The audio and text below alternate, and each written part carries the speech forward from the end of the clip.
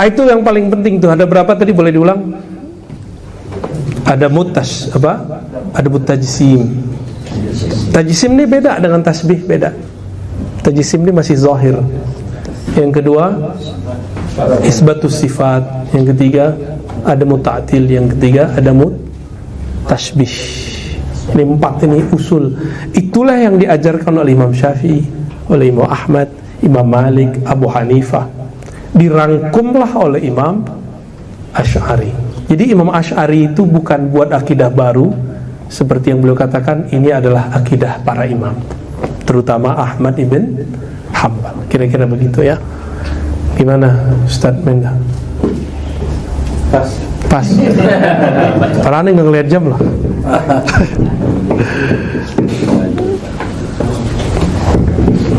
Ya, terima kasih kita ucapkan kepada Buya.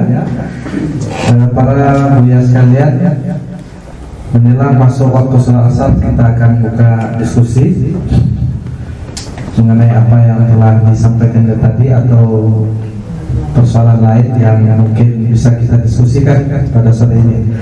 Untuk sesi awal ini kami terima 3 penanya. Dipersilakan. Yang 1 Ustaz John Kennedy, 2 Buya Tony, 3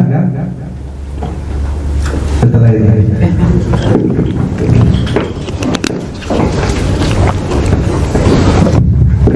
Bismillahirrahmanirrahim. Assalamualaikum warahmatullahi wabarakatuh. Baik, langsung kepada pertanyaan Ustaz. Ini tadi masalah isbatus sifat. Karena kalau kita baca di komentar-komentar atau status mereka tulis, itu mereka banyak juga menggunakan istilah isbat. Iya. Jadi mana letak perbedaan atau mungkin terjadi pergeseran makna. Isbat menurut para ulama terdahulu dan isbat yang dimaksudkan hari ini. Mungkin itu yang perlu kami minta penjelasan. Assalamualaikum warahmatullahi wabarakatuh. Assalamualaikum warahmatullahi wabarakatuh. Kali langsung saja. Langsung ya. Ada semacam kalimat pasangan ya. Jadi isbat itu ada pasangan di belakang, bila takyif gitu ya, tanpa mentakyif. Apa arti mentakyif? Menanyakan kaif. Coba saya tanya, kaif haluk? Khair. Tapi kaif itu artinya apa, Bu ya? Bagaimana ya? Bagaimana? Hal berubah nggak? Kita nyebut AC itu mukayyif, conditioning, yang merubah keadaan, yang bisa mengkondisikan. Apa arti kaif? Perubahan keadaan, menyesuaikan juga ya. Takayuf juga ya. Apalagi cara, kaifiyah. Ada kan kaifiyatus shalah, kaifiyatus zikr, cara, tata cara, mekanisme. Bila kaif tanpa tata cara, loh, kalau ada istiwa tanpa tata cara, berarti bukan istiwa yang kita maksud dong. Itulah yang dimaksud alama aradahullah ya.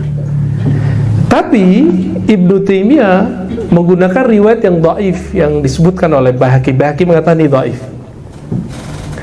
Apa kalimatnya? Wal kaif majhul. Ada lafaz begitu? Al istiwa ma'lum wal kaif majhul.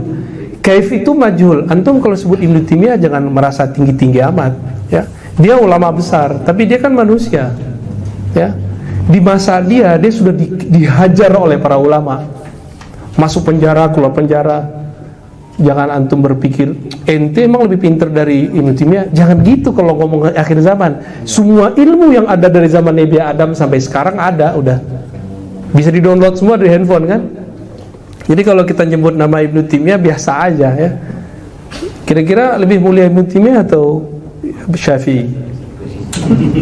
Kalau ada orang kritik Syafi'i bagi mereka nggak masalah, tapi kalau kritik Ibnu Taimiyah bagi mereka masalah. Ya, siapa ente gitu? Loh, aneh gitu aja ya, candain aja ya. Dia ngomong apa? Wal kaif majhul. Kaif itu tidak diketahui, berarti ada toh. Nah ini bahaya. Ini Mujassim menyisip. Paham? Kalau boleh disebut namanya mukayyif, cuma karena mukayyif udah jadi nama AC, jadi nggak kita sebut. Ada mujassim, ini mukayyif namanya. Dia mentakyif. Takyif itu ada yang maklum, ada yang majhul. Yang benar itu riwayat yang lain. Imam Malik mengatakan wal kaif anhu marfu'. Apa arti marfu'?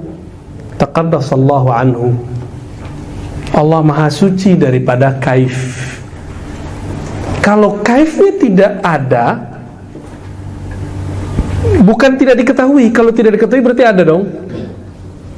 Ibnu Taimiyah mengatakan kaifnya ada tapi majhul.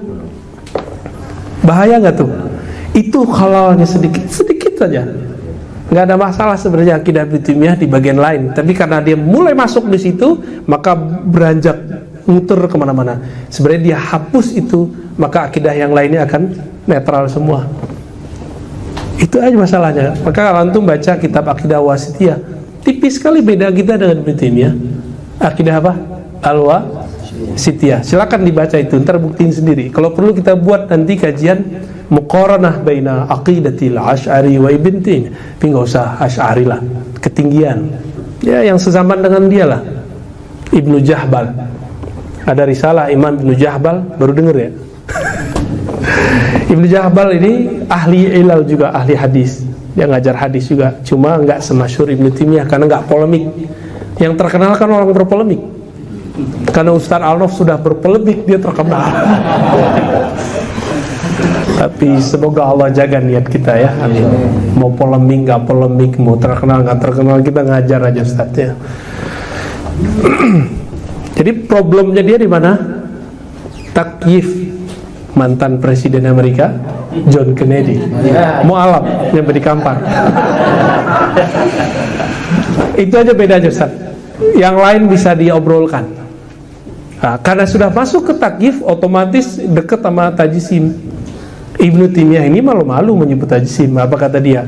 Dalam Darut Ta'arud itu, Allah itu, Al-Quran itu tidak menetapkan jisim dan tidak menolaknya. Gawat gak? Menggantung gak tuh? Menggantung. Tidak menolaknya, tidak menerimanya, tidak menetapkannya, tidak menafikannya. Bahaya itu istilah. Memberi peluang. Itu yang kemudian jadi kritik. Nah, dan itu bukan gaya ulama salaf. Gaya-gaya begitu bukan gaya ulama salaf. Ternyata Ibnu Taimiyah ini terpengaruh kelompok sofastah yang menghidupkan suatu metodologis namanya istiqra'. Tapi istiqra'-nya pun tidak ala istiqra' yang berhadapan dengan Aristoteles. Istiqra' yang dia buat sendiri. Makanya dia punya kitab Ar-Raddu 'alal Mantiqiyin. Itu boleh disebut mantik ala Ibnu Taimiyah.